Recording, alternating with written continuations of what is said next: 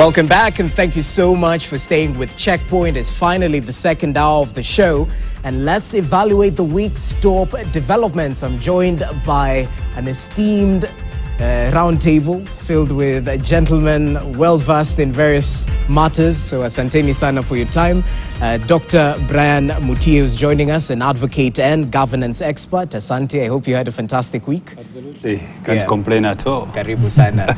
Equally joined by Professor Fred Ogola, who's a governance expert. Asante sana for your time. And equally, market strategy, that's his forte. Hope you had a great week. Not at the end. Oh, I understand obvious why. reasons. Yes, and we'll get to talk about that. But thank you so much for your time. Equally joined by Dismas Mukua, the Duke of Mosocho, political risk analyst. Welcome. Thank you very much. It's good to see you. Same here. All right, gentlemen, so let's start with why Professor's end of the week was not so good, as some parts of the country happened to experience 12 hours of blackout. After that nationwide blackout started on Friday, the countrywide blackout led to disruption of businesses amounting to millions of shillings. Quite unfortunate right there.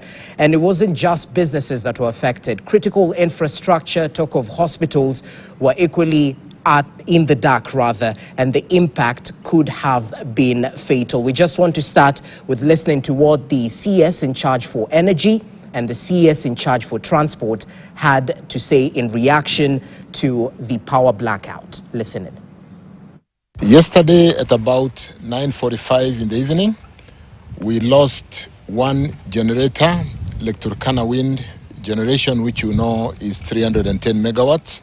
It was a sudden loss, a sudden drop, and that caused an overload in the system. The system felt an overload, and we had a cascade switch off, which happened pretty fast, and the whole country was in darkness within a few minutes. The incident, though regrettable, did not pose any danger to our incoming and outgoing flights and passengers, considering that the backup generator lighting the runway and control tower was seamlessly deployed when the blackout occurred. At no time did we have an iota of darkness on the runway or the tower. I do not believe in the culture of barking and shouting at people. Where things can be done in an orderly manner, it's possible to do so. It's possible to make changes in a more cultured manner. So I want to thank you, Fred, and Alex, for the sacrifice you're making to our country. We are not judging you, we are not punishing you.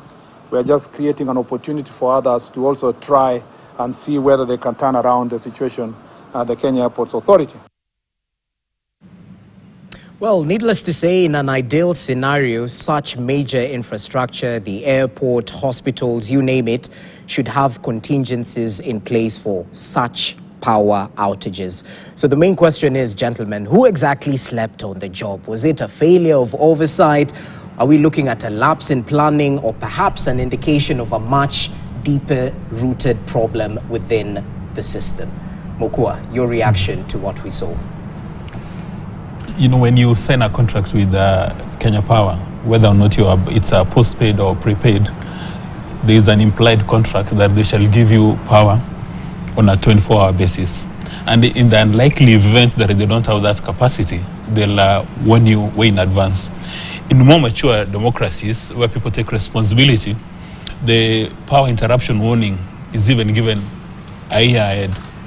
That in 2027, 10th of December, there's going to be power interruption. So people plan. And most of those critical facilities do not even need to have a standby generator, because they know that the power system is reliable. Because from a business perspective, having a standby generator is actually a cost. So you need to have the actual system running, then you need to have engineers and technicians maintaining, which becomes an additional cost. And I'm hoping that Kenya is not going to start degenerating to the way of South Africa or Nigeria, that when you have a business, one of the things you have to think always is plan B. So in my view, what the CS, the Cabinet Secretary responsible for energy, must do is to make heads roll within the energy sector, because the buck must stop somewhere. If you let it go, then the responsible parties will know these are best practice, that you can actually commit murder and walk away, that there is no consequences for failure. And that is why the action by the CS Kipchumba Murkomen is very impressive, that the leader of any organization, say Kenya Airports Authority or Kenya Power, you are supposed to create systems to guarantee the customers the services they have paid for. So coming back and giving an explanation that we had a crisis at Lake Turkana, the consumer is not interested in those explanations. The consumer wants a reliable power supply. That is the bottom line. So tell me this. The Transport Cabinet Secretary definitely sent heads rolling, structural changes at Kenya Airports Authority, which you definitely commend. But now switching focus, how do you tell those people who are raising questions in terms of perhaps selective application of justice that KPLC wasn't held solely responsible? We didn't see heads rolling despite other agencies paying the price of KPLC's inconsistencies. You see, for Mr. Kipchumba Murkomen, he said that he doesn't care what happened with KPLC, but under his docket, he expected that the standby power generators at Kenya Airports Authority would actually kick in because of this crisis. So at Kenya Airports Authority, where does the buck stop? The buck stops with the managing director. Because the managing director, you are supposed to ensure that your systems work. You are supposed to have all those contingencies, business continuity plans, and everything running to place. Because believe you me, these blackouts, it has really hurt Kenya's brand, a reputational crisis. Because all along Kenya has been shining that our peers, Nigeria and South Africa, are having this kind of power crisis. Now we have joined the group. And one hopes that this is a one-off event, which is the reason responsible persons must be held responsible by either going home or being fired. Because if you don't fire anybody, then people within, whether it's Kenya Power, Ketraco, whoever is responsible, they will know that last time it happened, nobody got fired. But, you know, human beings respond to two things, essentially.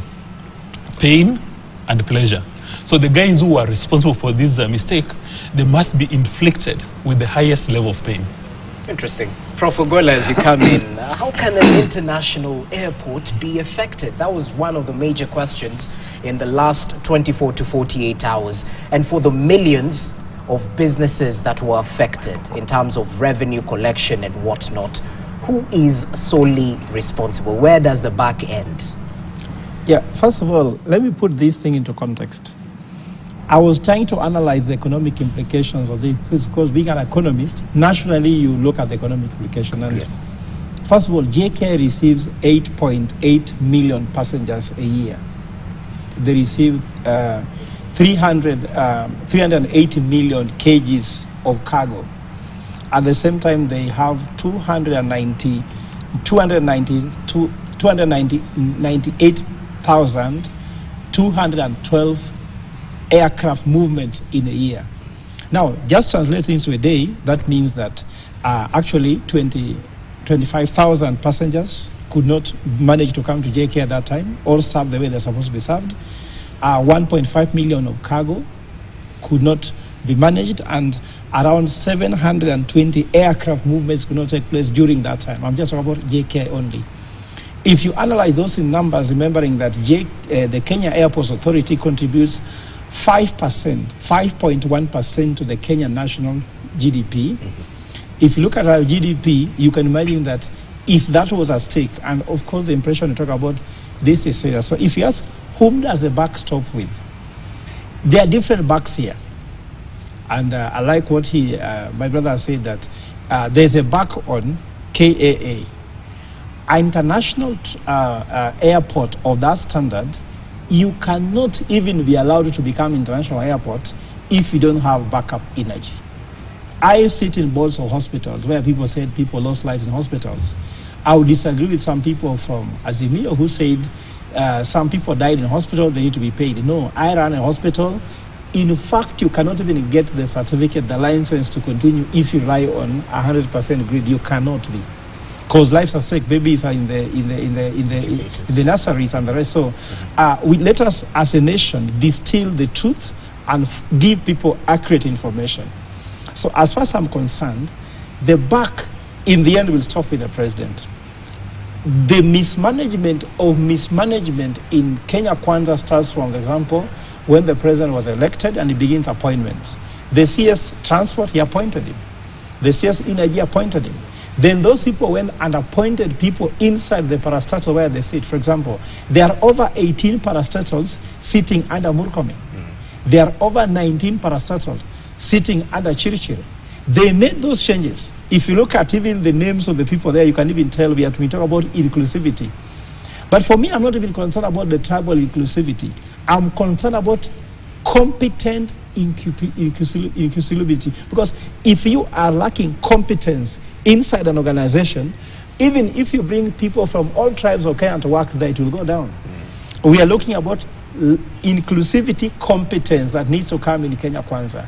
If you look at the cabinet, tell me, if you're sitting in New York, you see Murkomen there, you see Kindiki there, you see Linturi there in agriculture, where you will take money.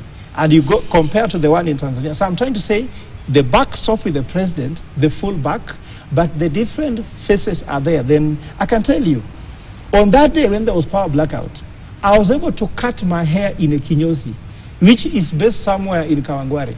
I mean, I don't live very far from Kawangware. I went to cut my hair somewhere. Actually, I would call it, it's Dagoretti Corner. I went to Dagoretti Corner and cut my hair in a backup generator. A kinyozi, a simple restaurant where people are watching football when there was blackout. Seriously speaking, for me, I can tell you without a doubt that these guys need to tell us what they were doing in the airport that happened. There was something that was happening in the airport which is not supposed to be told us. So the truth of the matter, I can tell you, either they were smuggling something in the country.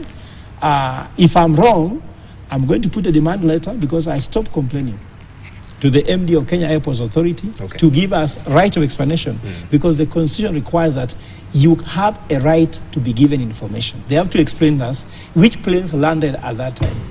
What were the plane manifest? So we have to bring all this so that Kenyans can get accurate information rather than what guesswork is going on. Whereas the Zimio says babies died, I don't know who died. Let us be treated with respect. Transparency is key. So the buck stops with the president.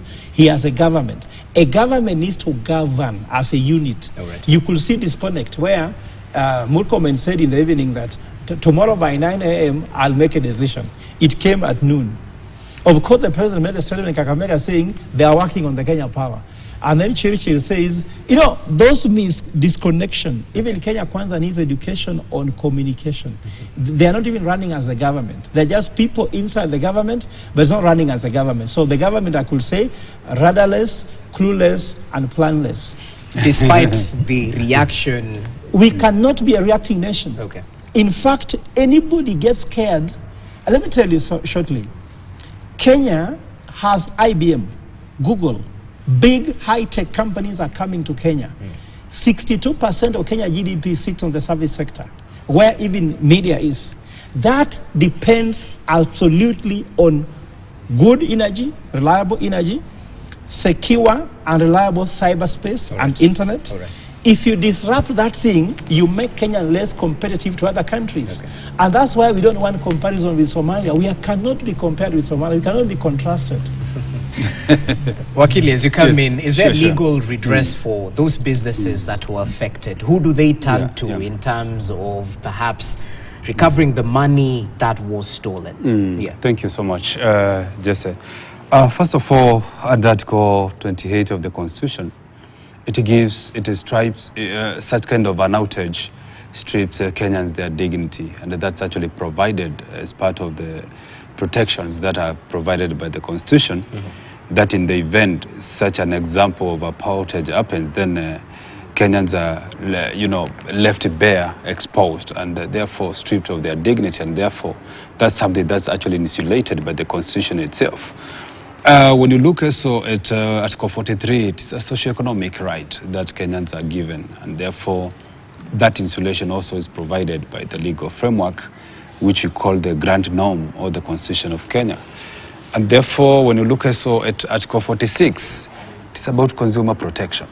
Me as a consumer protected by the Constitution itself, that in the event that I have a social contract through the Constitution of Kenya, then that Constitution binds me to be provided by the nation or by the country the services that I so deserve, and that includes energy, food, and also issues to do with the basic issues such as shelter. So going forward, there has been cases where consumers have, sued Kenya Power and also EPRA for that matter, and they have gotten some reprieves. And when you look at some of the precedences that have been set, is that awards have been given by people who have gone to court to seek redress as far as losses that have been incurred as far as power outage is concerned. And therefore, Kenyans can still pursue the same avenue. However, courts normally work under such a kind of circumstances that would provide an avenue where they give redress, but they cannot compensate every Kenyan. It has to be guided by what we call reasonableness, because over 50 million all going to court to seek redress on this kind of outage that has just happened may not, be well appreciated within the court justice system, and therefore it may, Kenya Power and EPRA may get away with it because of the nature of that kind of suit that has been actually tabled in a certain jurisdiction. But however, going forward, it's first of all, let me say as a layman now, as a Kenyan, not as a wakili or as an advocate, that first of all, it's unfortunate.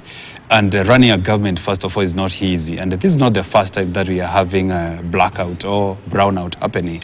It has happened before. However, this Kenya Kwanza government is operating in an atmosphere which, again, we all know it's a little bit acidic or saturated with a lot of politics, that any small mistake that happens, of course, is going to be judged very harshly by the likes of Ogolla and the company. Just an example, my brother, don't take it offensively. Okay. So what I'm trying to say, we have seen blackouts before, and they happen everywhere. When you go to Abuja, which Mokua is calling our peers, whatever there's a power outage, the generators will sing in different choruses, one in alto, another in soprano, another one in bass, and that's one of the leading economies. Okay. South Africa, again, they have really failed to deviate from the dirty energy, which we call coal, which we call coal energy, which is dirty energy, which the world has always been running, cautioning against. Okay. Kenya as a country, we have made huge strides. And when you look at our power distribution as a country, per population, in terms of household connection with power, I can say that we as a country, we have really tried. And we have to appreciate as a country where we are coming from, because where we were before is not where we were today. And therefore, it is not always good to blast the government whenever things go wrong, as much as we are saying things have gone wrong. Of course, this kind of knee-jerk reaction, which Mokua likes referring to in terms of government reacting to issues, is an issue which is part and parcel of any government running. When you go to the US, there will always be blackouts and they will always react in a certain way. But going forward, one question that begs myself actually is the issue of where we are as of today with the issue of nuclear power, because this is an issue that we have been discussing in, day out, and so on, and nothing seems to be coming. And we have a nuclear board, actually in the name of NUPEA, which promised to come up with a robust framework and provision for energy, and they promised that the issue of brownouts and the blackouts will be a thing of past. But after today, since the establishment of NUPEA as a board, which was to provide us with the clean energy in the form of nuclear, which will actually address these issues of Kenya Power and their monopoly altogether. It has not happened. So to me, it's a sad story that we are still, circumventing around the issue of nuclear energy, which most of the countries have already adopted, and they are already, smarting and doing business and big things with that energy, because it's a clean energy. However, as a country, I must say that we can do better than what we are doing. When we see heads rolling in the name of sacking of the Gitari, the MD for KPL, for KAA. First of all, it's a good action, because people sleeping over their jobs must be awoken by calls for it. But he didn't have to wait. In fact, in Japan, in such a situation where somebody has made such a huge mistake, where generators are not even working in the event that there's a huge brownout like that one, they don't wait to be sacked. They just, in fact, others go to commit suicide. So it's unfortunate that we are having a situation where you have to wait to resign. But again, if he had resigned, I think he would have set a very huge, integrity bar that would be very hard to, to topple by another person. So away from the blame game, Dismas, because this is clearly an eye-opening moment in terms of focusing attention on strategies that will avert such power outages in critical infrastructure. Do the actions that have been taken so far give you assurance that the next time this happens, we won't be adversely affected as a nation? Well, this is not the first time we've had a countrywide blackout in the recent past. Yeah. Now, if you want to introduce politics to this conversation, then probability of losing it is extremely high, because then you start looking at it as from an Azimio lens or a Kenya Kwanza lens, while in fact it's a management issue. So if a panelist decides to look at Kenya Power or JKIA or KA from a Kenya Kwanza lens or an Azimio lens, then somebody's looking for political capital, you lose it, because it's a management issue. Does KA have an MD? Yes. Is it supposed to have systems to guarantee that in the event that there is a power outage, the generators work? Yes. Did the system work? No. Where does the buck stop? The buck stops with the MD. And has the MD been requested to look for opportunities elsewhere? Yes. And this is the very first time where a cabinet secretary, in fact, has requested an MD to take a walk for failure to ensure that systems work. Okay. In that event, then somebody needs to give Kipchumba Murkomen a pat on the back. And when during the statement he issued, he indicated a decision was going to be taken at 9 o'clock in the morning. He did not indicate when he was going to announce. So a decision maybe was taken 9 o'clock, it was made public at 1. So now when you start looking at those intricacies, it points to one fact, that you are not interested in addressing the critical issues as to why there was a lapse.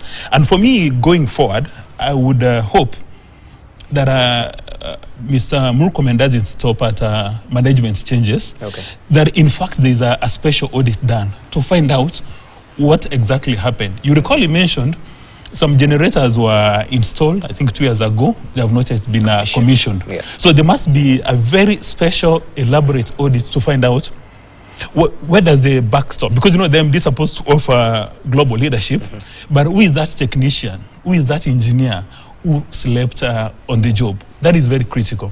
And the same should apply with Kenya Power, so that we know. Because there was a statement issued by Lake Turkana, and it was on social media, so I'm not sure whether it's accurate. They said, wait a minute, we are not responsible for this. Then now you begin to wonder, between Lake Turkana and Kenya Power, who is misleading Kenyans. So in my view, what maybe President Ruto needs to do is to establish a special audit on these two circumstances, because we don't want this thing to happen in future again. Right. We don't want it to be a regular occurrence. There are Kenyans are now saying it's a normal occurrence. No, we don't want it to be normal. We want to be in the same level like South Korea, in the same level like Israel. Professor Gola has indicated that Kenya is going to become an ICT hub. So we want that when people are coming to do business in Kenya, they will know that a standby generator will in fact be standby. Okay. That is not something you're going to rely on for hours on end. And in my view, for us to make progress, let's look at the critical management aspects. Because the moment you introduce politics, then we'll forget about the germane issue and start throwing stones for no reason.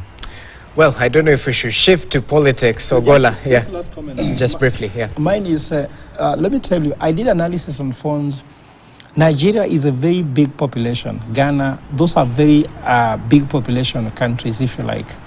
And we look at the what called innovation indicator.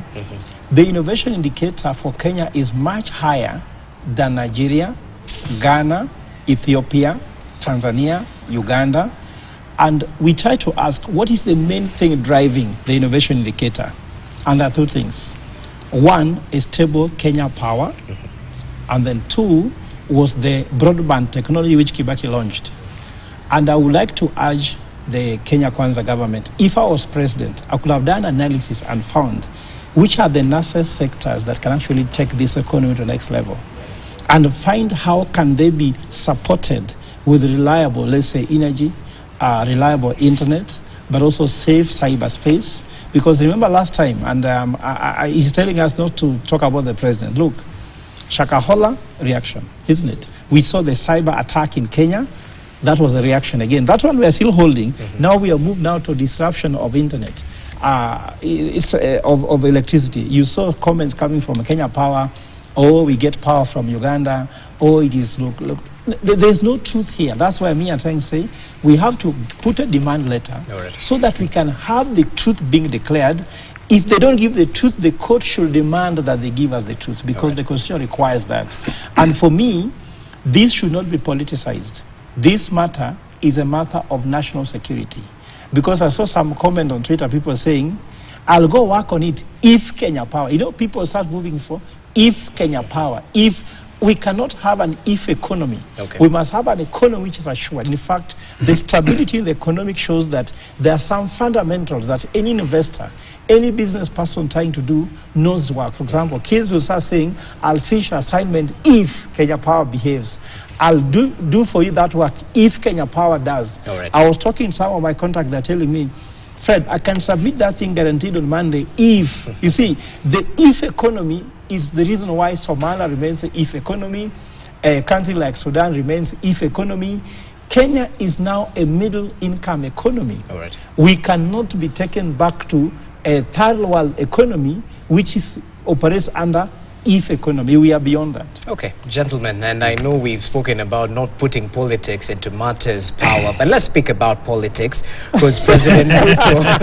Now power politics. Yes, now power politics. Interesting play of words there. President Ruto is currently on a 5-day visit in terms of development tour of Western Kenya. Implementation of projects, revival of collapsed industries are key on his agenda. But equally, this visit has raised expectations amongst the locals and exposed some of the, teething challenges around Luhya unity. But Wakili, as you give us your take on the timeliness of this particular visit, I was looking at the developments on the course of the week, and they were quite unfortunate in terms of two schools of divides reacting to Oparanya's arrest. One was saying the timing is suspicious, Mtuwetu mentality definitely came out. On the flip side, there were those who were questioning the timing of this arrest by EACC and questioning prior to the president's visit. So what's your reaction to this? Well, that may be reading a lot of politics in anything that happens as far as arrests are concerned, especially when they are on somebody who was a name as far as politics is concerned. And I'm saying this because if the invasion of Oparanya's house and the raid and the ransacking and so on is anything to go by, then we have been told that there has been some evidences that have been collected from his house, and that should from a legal perspective form a basis of legal interrogation whether indeed whatever was found really meets a threshold of somebody who has committed a crime. And well, there must be a reason why he was also followed. And therefore, I don't want to read a lot of politics there, but as a lawyer, I want just to say that this is a legal issue, and because it involves investigations, and something has already been reported that had been picked from his house that would lead to prosecution, then I think I want to leave it at that point. But again, President's move to Western, I think it follows hotly from what he has already done, I think 3-4 weeks ago from the Mount Kenya region when he did a tour there. And therefore, I think to him, I mean, from where I'm standing, I think is a duty for the president to move around the country and do what we call development projects and inspection and so on and so on. And therefore, I'm not surprised that it has happened and is there.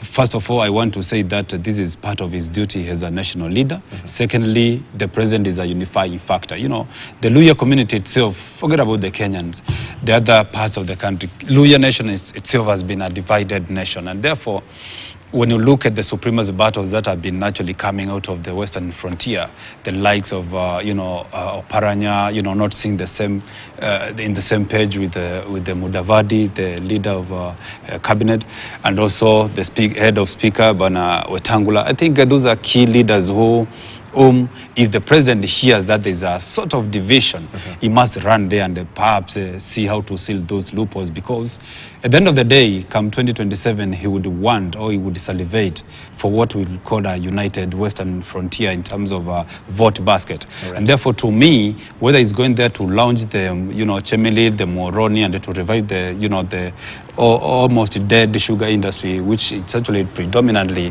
Western affair, I think to me, the politics could be the more, enticing of a reason why he actually had to go to Western frontier. Okay, interesting. And just to note, just today during the bulletin, we saw the Speaker and the Prime Cabinet Secretary actually say we are brothers. So there's no sibling rivalry over here dissuading that motion. Dismas, talk to us about the expectations around this store. Because if you remember the pre-election pact between Ruto's party and ANC and Ford Kenya, 30% of the state, or 30% stake in his administration, equally tarmacking 1,000 kilometers of roads. So in terms of expectations from the masses, through a political lens, what make you of this store? That is a very loaded question. Let's first of all begin with former Governor Oparanya. ESCC says that there are investigations, issues around misappropriation of about 1.3 billion. Sure. Now, 1.3 billion is a figure that a majority of Kenyans cannot comprehend. They cannot even, unless you're an economist or an international lawyer, these figures, they seem, they actually look obscene. Yeah. Now, the interesting thing is that when ESCC wants to have leaders accountable, then part of politicians start saying, mutu wetu, mutu wetu. So you begin to wonder, Kenyans want the Kenya Kwanza administration to dismantle cartels and dismantle corruption. And when ESCC moves, then you've got politicians jumping all over town saying, mutu wetu, mutu wetu, mutu wetu, which really I find unacceptable. And when they claim that it's a political move, they're obviously suggesting that a top official at Kenya Kwanza is actually running ESCC and coordinating the management of ESCC with the president's diary. That is he going to Kisii? Okay, who do we arrest in Kisii? Is he going to Murang'a? Who do we arrest in Murang'a? Some kind of really frivolous thinking, which one wonders whether we should entertain that kind of thinking in a modern Kenya today. But would they be wrong? We've seen the criminal justice system a little bit politicized in the past. So one would forgive them for thinking that way, would they? Yeah, but ESCC said there are over 10 years, about 1.3 billion has disappeared. Why can't they wait for ESCC to conclude investigations? Then they go to court. Then they say that this is politics. Okay. In my view, ESCC today should step on gear 5. If there is a single elected leader or public servant of rank who has misappropriated Mura's money, who has used political power as a factor of production, they should be behind bars. Because you cannot work hard, pay taxes, and then elected leaders assuming office, they're sworn into office, then they say, okay, what is the budget you have here? 10 billion per annum. Then they say 10% is mine. Then they work backwards, they tell all officers that by the end of this financial period, I want 10%. We can't allow that kind of corruption to make progress. Okay. Now going back to the president's tour, you notice that from the time he assumed office, in fact, he's probably the first president who is using state facilities. Because you remember he was in Mombasa for some time, then Mount Kenya for some time, and now he's in Western Kenya. And the way I look at his leadership is a participatory grassroots leadership, that he goes back to the people who gave him a job to report and get their instant feedback. So when he goes to launch a road, when he goes to launch a hospital, he's actually engaging with the people and telling them, you gave me mandate, this is what I've delivered. Okay. And they also give him feedback. Now, for the case of Western Kenya, it was very interesting that when the president is going to Kisii or Mombasa, the leaders meet, they come up with a wish list, that this is what we want the president to do for us. But some of the Azimio leaders from Western Kenya, they say, no. We don't even want the president to come and visit. Then you begin to wonder, the president has got an influence on the allocation of national resources, and then you are unhappy that he's coming to your region. Okay. But again, something which was interesting, the few who attended said, Mr. President, we want this road. Mr. President, we want this hospital. And a number of the MPs asking for these deliverables are the ones who opposed the finance bill. So you begin to wonder, where do they expect the president to get resources, yet they opposed the finance bill? Now, talking about the Luhya unity, you remember last year, February, there was an earthquake moment at Bomas of Kenya, where then Musalia Mudavadi invited the then Deputy President, William Samoei Ruto, to come for that event. And you recall, the people who actually walked out, literally walked out of government, the one who remained at Bomas, now they're having very critical positions. So my view is the president is going back to Western Kenya and telling them that you gave us mandate to deliver, and that this is what I'm doing for you. And that's what President Kenyatta was accused of. That upon election into office, he insulated himself from the masses and he did not understand what was happening within the countryside. So for President Ruto, when I see him delivering speeches, he even speaks Sheng, he speaks the local language, and he's got capacity and competence to listen to Mora, and Mora gives instant feedback, which in my view is good for building the nation. Interesting. And give us your feedback, Ogola. Let me introduce a different factor that President William Ruto mentioned during his visit. He pledged more support for the opposition with the proposed creation of the office of the official opposition leader, even as he continued his tour with Western Kenya. As we monitor the developments happening at the Bomas talks as well, we understand their agenda has been synchronized and whatnot ahead of Monday's meeting.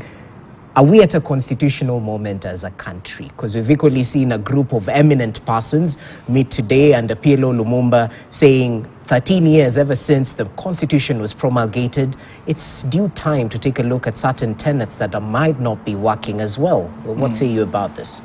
Yeah, first of all, just so you know, as the leader of Operation Ndogatuzi, immediately after the election, we launched a bill. We have already collected signatures, and I was telling people that this constitution is the main problem where we are. In fact, all the stories we're having in this conversation is that, according to me, the problem we have in the country is the governance structure. The governance structure where we have a pure presidential system, where there is no leader of opposition, we have minority and majority leadership, and this means that there is actually no opposition. Actually, the minority doesn't know their role, because the structure, people are still having the opposition in their mind while they're approaching parliament, but this is where the problem is. So I'm trying to say, for me, this constitution needs to be reviewed like yesterday. We need to have this constitutional moment. The only problem we have is that I was proposing it should be people-driven. And that's why Operation Ndogatuzi came out with the amendment bill to make it people-driven. Because if the draft is sitting with Ruto or sitting with Raila, how can you change it? Last time, BBI was sitting with Raila somewhere in Kitusuru. You propose and you are being told the train left the station, it is heading there, you can only shout from outside. So Operation Ndogatuzi wanted to be at the center whereby you can access us, you can come to us, we can give you you can give us your views. We can use it to amend the constitution to make the constitution be for people. But now, the likes of PLO Lumumba, I think these are just now, it's very coming clear, whatever they're agreeing in Bomas, according to me, you see what's happening there is positions. How many county will be increased? What's going to happen to CDF? CDF was declared illegal by Supreme Court. Increasing number of counties is not a priority. In fact, if you look at other things, some of them for me just look like creating positions for the people, which means after the election, we shall have post-election negotiations, which are not for people. But what I know is that any negotiation that can take people completely out. The only thing that people receive the breadcrumbs. Why don't people receive the bread? Because they're discussing about full loaf and half a loaf. But are the people receiving any loaf? No, they're receiving the breadcrumbs. So can't we have this national dialogue? For me, I'm urging them. Why don't they have with the multi-partisan talks to remove it from being bipartisan talks? Because Kenya is a multi-party democracy, which means that we have the private sector, we have the public sector, we have the civil society, we have religious bodies. Why don't they come and have a moment so that we do not, again, in 2027, have another post-election negotiation? And when I touch on the issue of the Western thing, first of all, what is unfortunate here, because I'm privy to some information, Jesse, do you know how much it's costing the president to be in Western Province for 5 days? 80 million.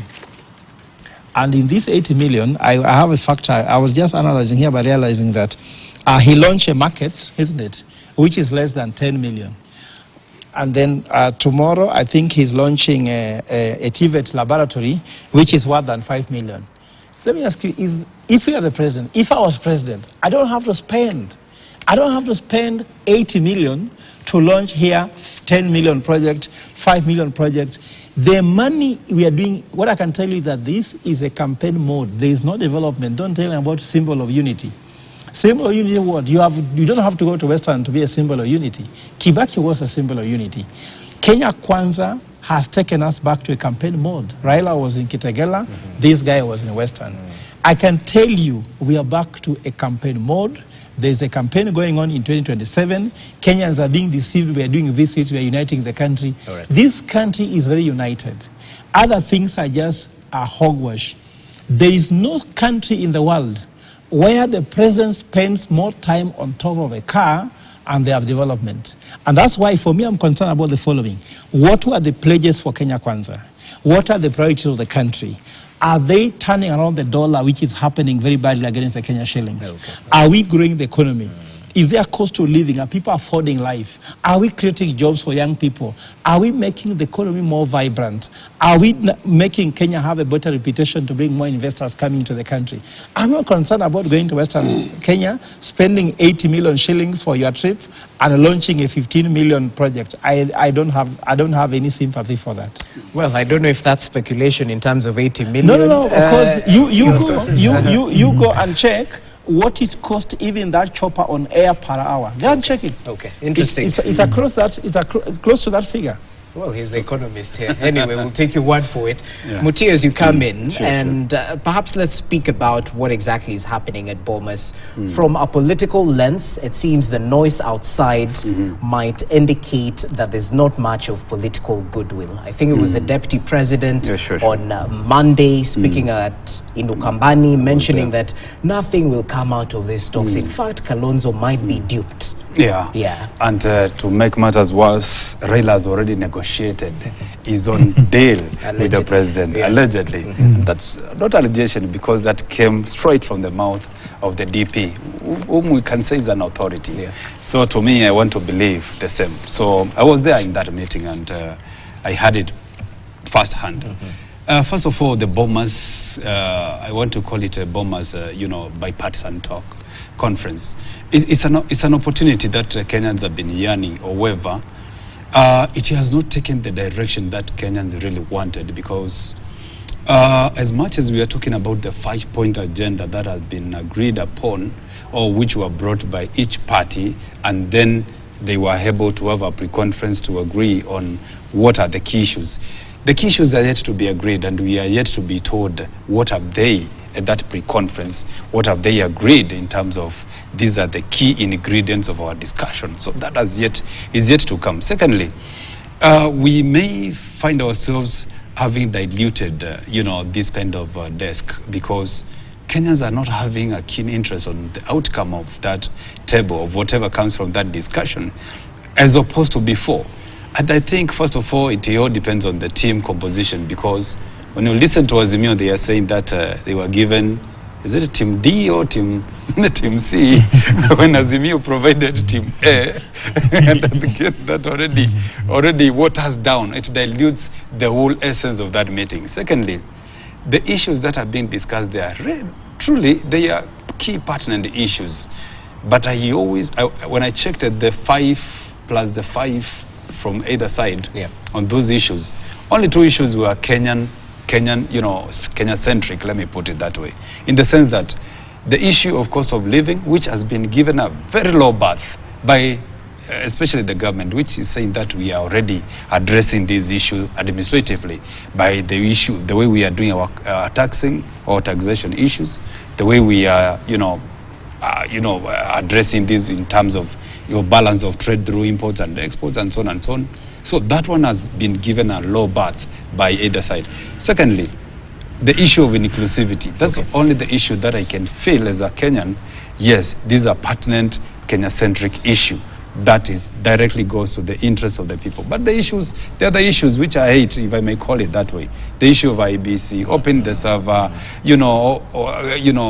bending the office of the Prime Cabinet Secretary, creating an office of the opposition. Those are issues that go direct to the parties who are sitting on that table. They want to galvanize their positions, they want to create their positions, and they want to see a situation where the platform is easier to carry out business for them as far as politics is concerned. Okay. So I weep for this country, because if that bipartisan talk can yield results which can really go down into the pockets of the people in terms of a positive paradigm shift, to me that will be the way to go. But when you listen to the way this discussion is casually being carried out, then you will wonder why were Kenyans actually being taken to the streets with the sufurias on their heads, yet there's nothing coming out concretely that can really impact on their lives. So going forward, Jesse and the company, I think what I would want to say is this expanded bipartisan agenda, in the sense that other than the issues that they told us they are going to discuss, if they can open the avenue for more Kenyans to contribute, more Kenyans to participate, other players, as Ogola said, like the civil society, the clergy, the faith-based organizations, and another person or another institution that feel their interest is not captured in that talks, can be driven to that table and expanded. I want to take the BBI route. BBI went throughout the country, collected signatures, collected views from every Mora and Wanjiku, and they were able to contribute to that document and came up with a broader, latitude framework, which was able to address some of the issues that the president and even the opposition right now are actually addressing in terms of suggestions that they expand the executive, they created an office of the official opposition. These are issues which were in the BBI. Some of the people in the government, shouting very high or loudly, were first one to brandish this document as hogwash. But I will tell you that BBI was able to provide that avenue, because this issue of winner takes it all, which Lumumba and the company and the likes of the other frontiers who are actually agitating for the review of the constitution are saying this presidential pure system is not good for business, and therefore we need to review the constitution, which is very good, and see whether we can seal those few loopholes which are existing within the constitutional framework. Interesting. We don't want to jump the gun as is, because the work is now cut out for them, because the talks before the talks seem to have finalized. Now the talks should begin at the National Dialogue Committee. Before I come to Dismas, allow us to shift focus just briefly and take a look at what exactly happened during CS question time in Parliament with the Cabinet Secretary for Sports, Ababu Namwamba, who it was his turn at the floor of the House. He was grilled on several issues, but the major takeaway, he is not resigning. According to him, he is delivering. By the way, listen in. That he is okay to appear before the committees, relevant committees, but he has a problem with being oversighted by plenary. Neither the leader of majority nor any member of parliament is here serving at the whim of any cabinet secretary. We are here as the people's representatives to oversight. This house can choose to transact its business in the manner it deems fit.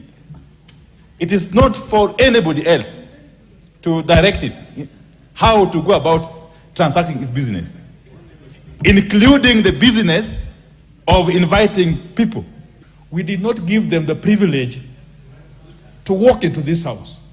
They must know they are strangers. Right now, they are strangers.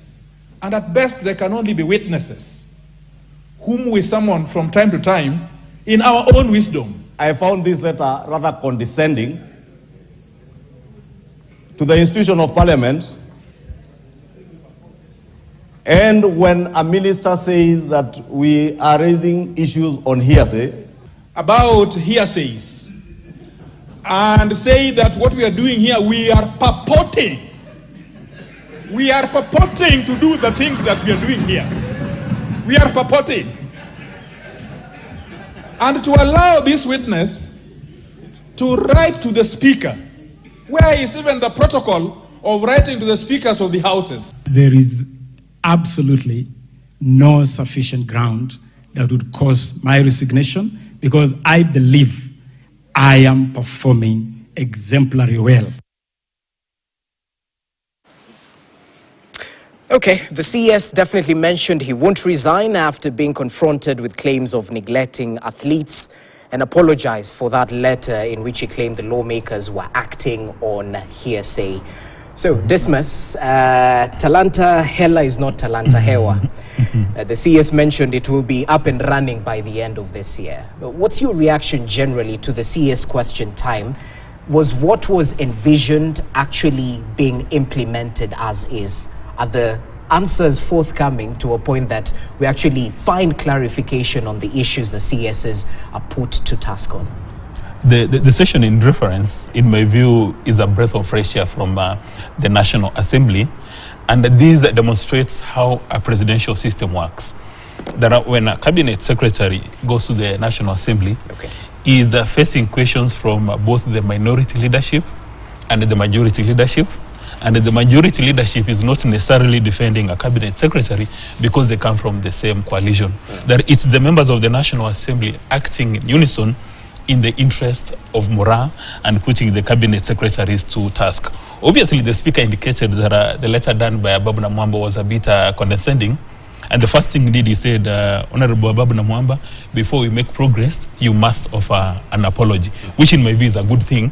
And I hope that the minority and majority leadership maintain this kind of trajectory.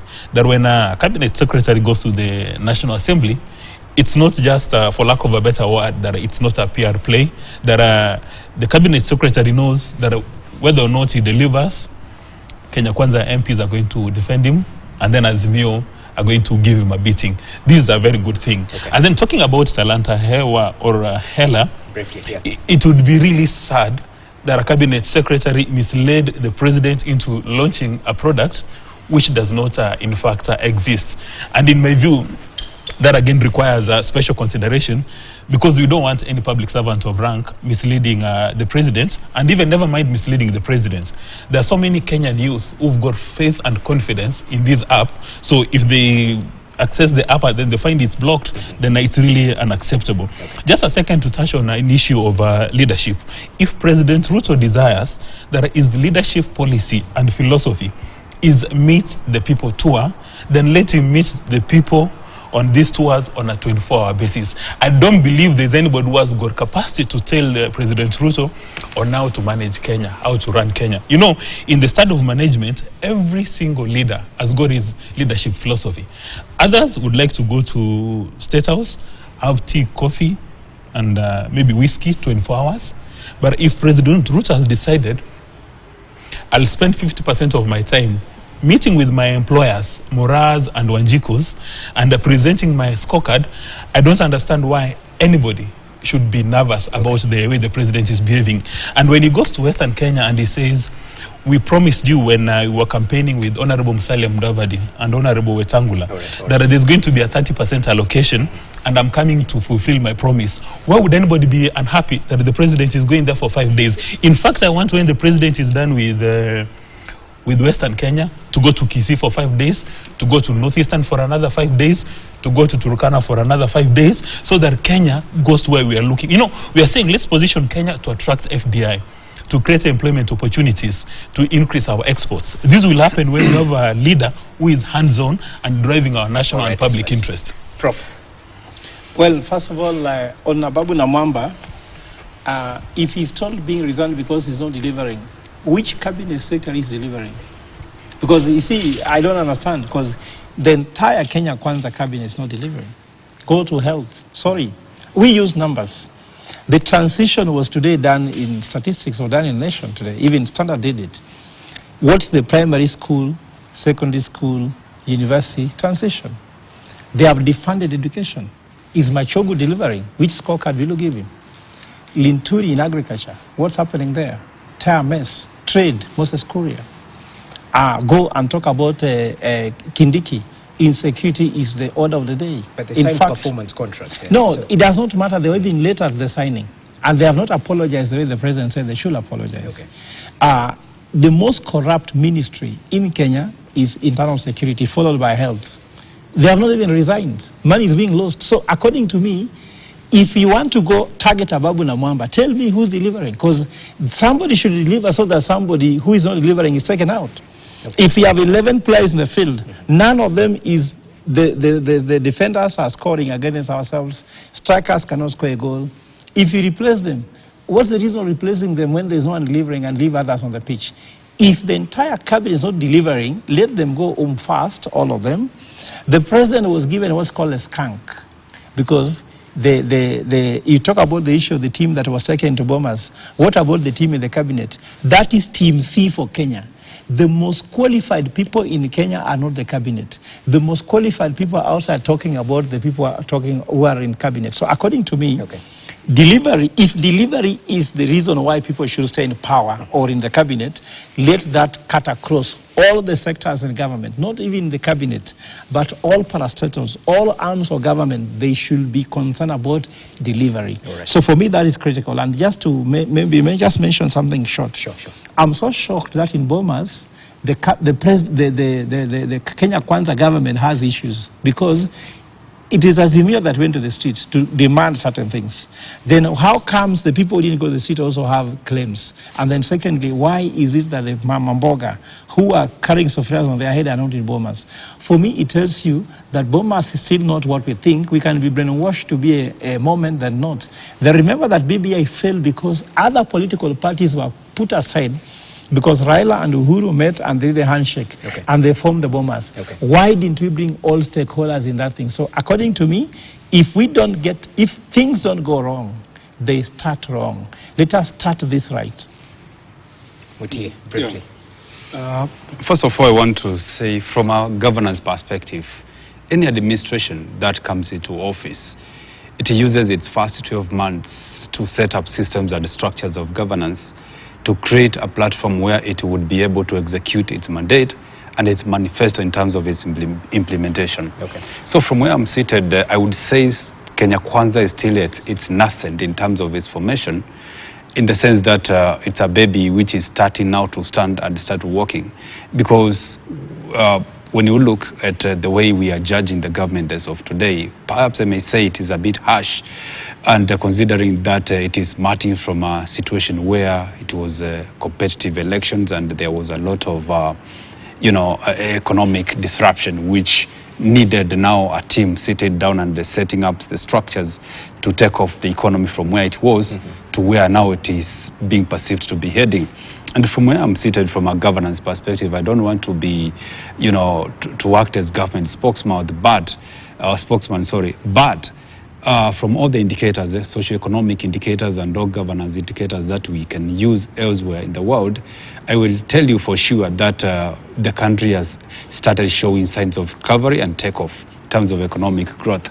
And it's just a matter of time that we just see some of the experiments that the president has actually hatched in terms of economic policy, in terms of socio-economic policy, and so on and so on, in terms of taxation and reviews and so on and so on, coming into effect. And once some of them come into full effect, I think we may see a government which is working. So Ogola and the company, I would just beseech them to maybe exercise a little bit of patience in terms of hitting the government below the belt, and see how in the middle run, how the government is going to run. But you know what, Daktari? The same government mentioned they want a robust opposition.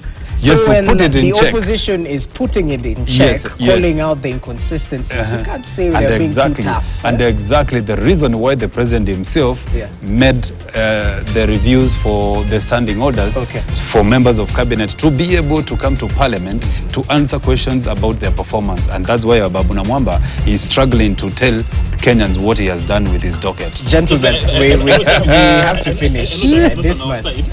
But the elephant in the room at Bomas is around elections, nothing else. We just need to sanitize our electoral process, that when IBC pronounces Dismas Mukwaza winner, people take it to the bank, and also have the culture of people accepting election outcomes. That is the elephant in the room. So let's accept time is up. Gentlemen, there's so much you can do in 1 hour, but I definitely appreciate your time and your input in canvassing some of these key issues that stood out in the course of the week. Professor Fred Ogola, asante sana for your time. Always a pleasure. Dismas Mukua, I can see there's a burning issue, but let it burn. Just keep it there. Okay, no problem. Dr. Mutie, asante sana for your time. All right, that brings us to the end of the roundtable discussion. We leave you with this feature, the touch